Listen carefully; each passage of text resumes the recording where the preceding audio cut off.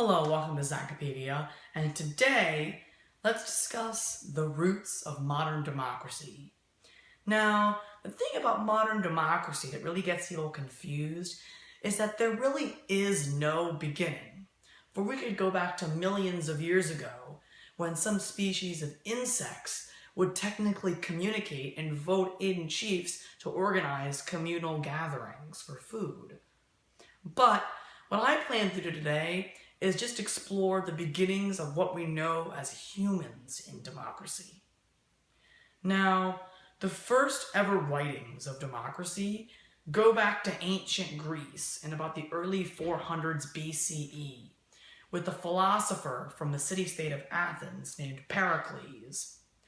Pericles wasn't very happy with the current system that most superpowers had, which was the feudal system, in which the poor were below the underprivileged. Now, this meant that the rulers of the country, or the people in power, were mostly the wealthiest and the most privileged. And those people could tend to be not so caring about their subjects, or mostly the poor, and would only do things like taxes to benefit themselves. Now, Pericles thought that the way to get rid of this was to end the feudal system and monarchies, and found democracy, which would be when the people would be in charge of ruling the country and ruling themselves.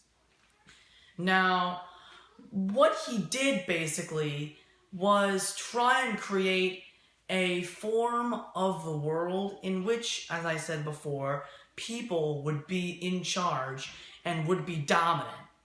Now, this meant that he had to overthrow the kingdoms and the monarch. And immediately when he published his works on democracy, it became very powerful, and they, of course, overthrew the kingdom, and Greece became a direct democracy, in which the people would basically write laws which they thought were good, and would submit them to a ballot, which would immediately become laws, and would be organized by the nobles that survived the raids, who would be self-appointed politicians. Now, as you might think, that didn't work out so well. And, of course, the direct democracy of Athens began plummeting within the next few years. Now, one misconception about the word democracy is that it does not come from another Greek philosopher named Democritus. That's purely coincidental, for Democritus was actually the founder of the first form of the atomic theory, or that atoms are the main building blocks of all objects. But that's a different story. Let's get back to democracy. Democracy comes from two Greek words that were ancient Greek.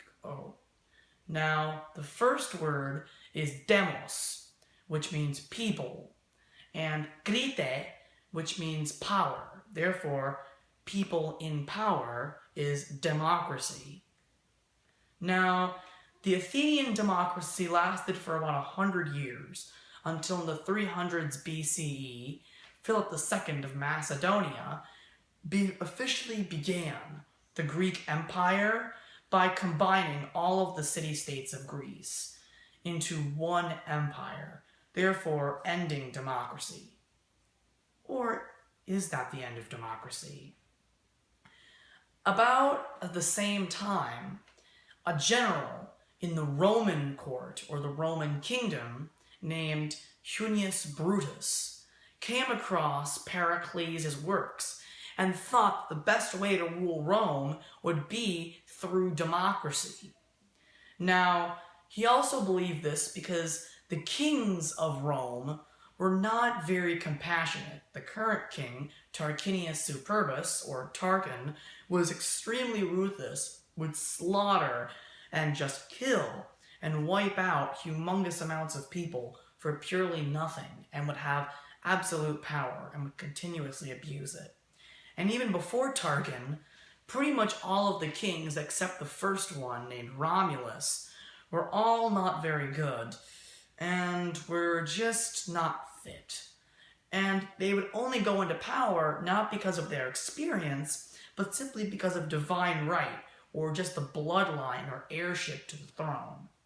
With the help of the people, Brutus easily managed to overthrow Tarquin and instituted a form of democracy we're most familiar with, which we know as either parliamentary or representative democracy. This is when people who have experience in politics, who for the majority of their childhood and teenage years have been learning politics in school and are professionals and are voted in by the people to run the country, not only with the best interests of themselves, but for the people. Now, unfortunately, the Roman Republic was a good area and was ruled by consuls, but it only lasted for a few hundred years. For in 44 BCE, the current consul, Julius Caesar, tried to proclaim himself dictator, but was assassinated in the process. And this began a civil war between Caesarians and the Parliament, which in 27 BCE ended in favor of the Caesarians, who proclaimed Caesar's adopted son and nephew, Gaius Augustus, to be emperor. Now, after that, democracy kind of withered away. But within the next few hundred years, it came back in one unexpected area, which most historians believe as the first nation-state, or country by our standards. Believe it or not, it was Armenia, all the way in Western Asia. Now, in this area, the current civilization, which was extremely advanced for its time period and area, named the Iberians, who had gone all the way to southern Spain and northern Morocco, decided to rise above just primitive civilization and became a democracy based on similar workings of Pericles, but very similar to Rome, in which they hired wise men, or some of the smartest people in the clan, to be their leader. And it actually is recognized today as an official government, or was back in the time era. Now, unfortunately, despite their wide success, within the next 100 years, they were conquered by neighboring invaders, such as the Ottomans in the east and the west, and the Russians in the north. Now, after this, democracy once again kind of flew once again, and the only workings of democracy were practically gone. Within the next few hundred years, another unexpected contender came in and brought back democracy. And believe it or not, it's Iceland, all the way in Western Europe, which is considered.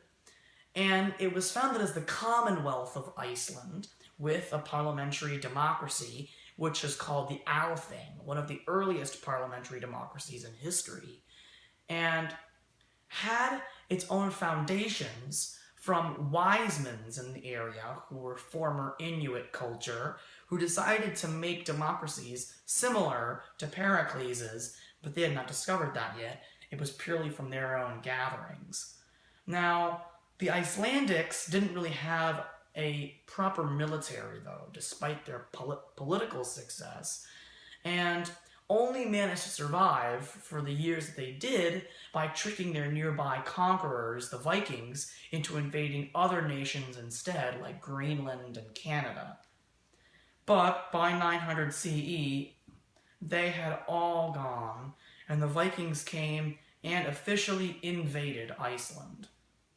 Now, yet again, democracy went away until it was refounded in the Renaissance in the 1300s.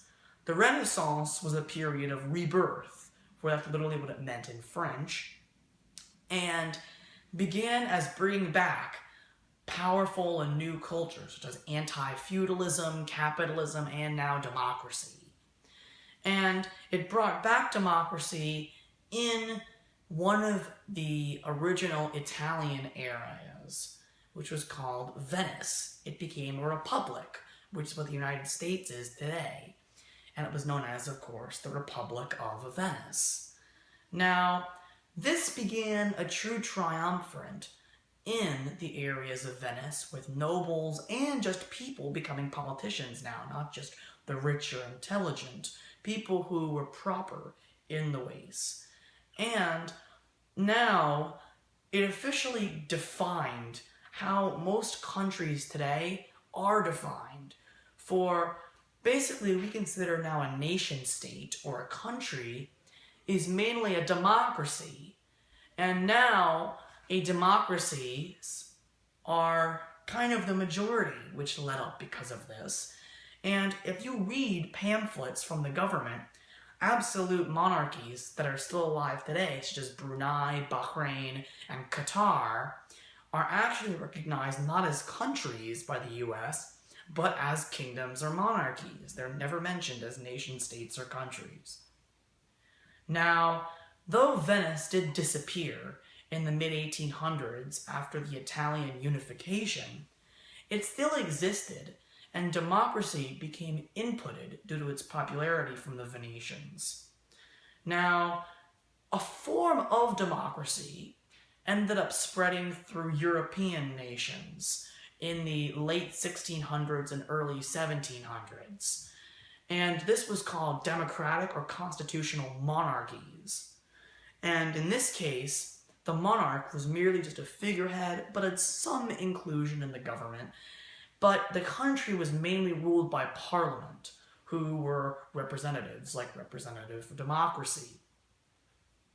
Now, some nations that this occurred in were Spain, Denmark, England, Scotland, Ireland, France, Portugal, Germany, Norway, and many more.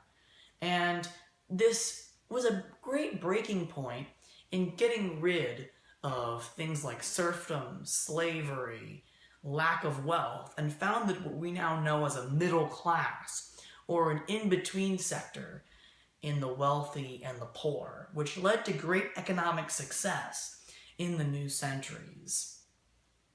Now, one of the most recent countries and democracies that we know about came in the 1770s and 80s, which of course is the great old land of the free and home of the brave, the United States.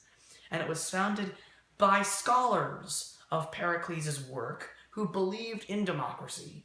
And the first politician to suggest democracy was a man named John Adams, who became the second president of the United States.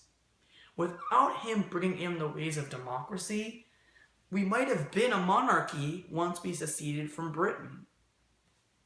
Now, I bet you know a little bit more about democracy from seeing this, and a great example of it is a Latin quote by Marcus Tullius Cicero, the great Roman philosopher and founder of the first ever newspaper. Ubi societas ibi lus, which in Latin means where there is society, law there will be. And I think that your appreciation and learning of democracy will truly fulfill that quote.